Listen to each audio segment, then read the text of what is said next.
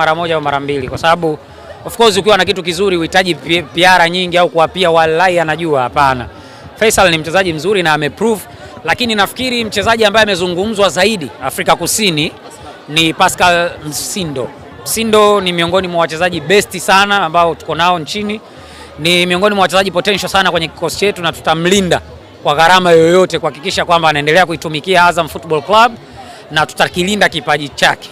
Iwe ni kwa dua, iwe ni kwa hela, iwe ni kwa ngumi. Tutalinda kwa namna yoyote ile.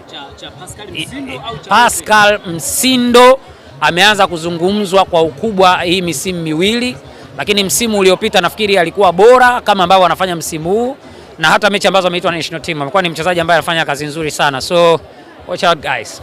Hapo kwenye swali langu mimi nauliza kuhusu kulinda kipaji chake kwa hali na mali. Ni Pascal peke yake au na wengine? Of course si wachezaji wetu wote si wachezaji wetu wote ni wachezaji ambao wana talents za hali ya juu. Na wachezaji wazuri sana. Lakini shida kwa soka letu ni kwamba mchezaji mmoja anapoanza kuingia kwenye midomo ya watu, hiyo ni kitu kingine. Kwa ndio maana tukasema tutajaribu kwa namna inavyowezekana kumlinda ili aendelee kubaki kwenye kiwango chake alichokuwa nacho, ili atugee kile ambacho sisi tunataka kama timu. Mbona leo mmechapisha anniversary ya Philosophy?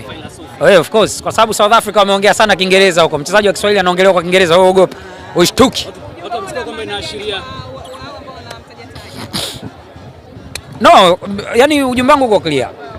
Anazungumzwa sana. Wachezaji wengi, sio wa Azam FC, wengi wa nchi yetu ambao wamezungumzwa sana midomoni, mwisho unakuwa sio mzuri.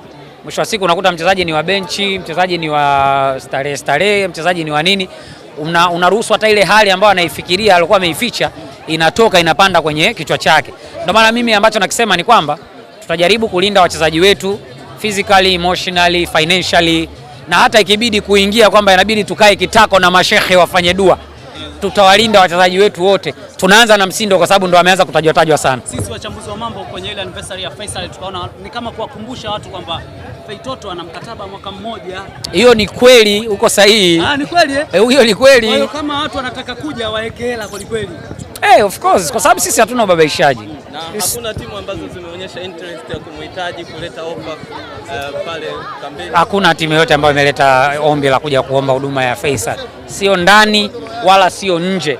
Guys, hamtasikia hii kauli kutoka kwa mtu yoyote. Nazungumza kama MCO wa timu.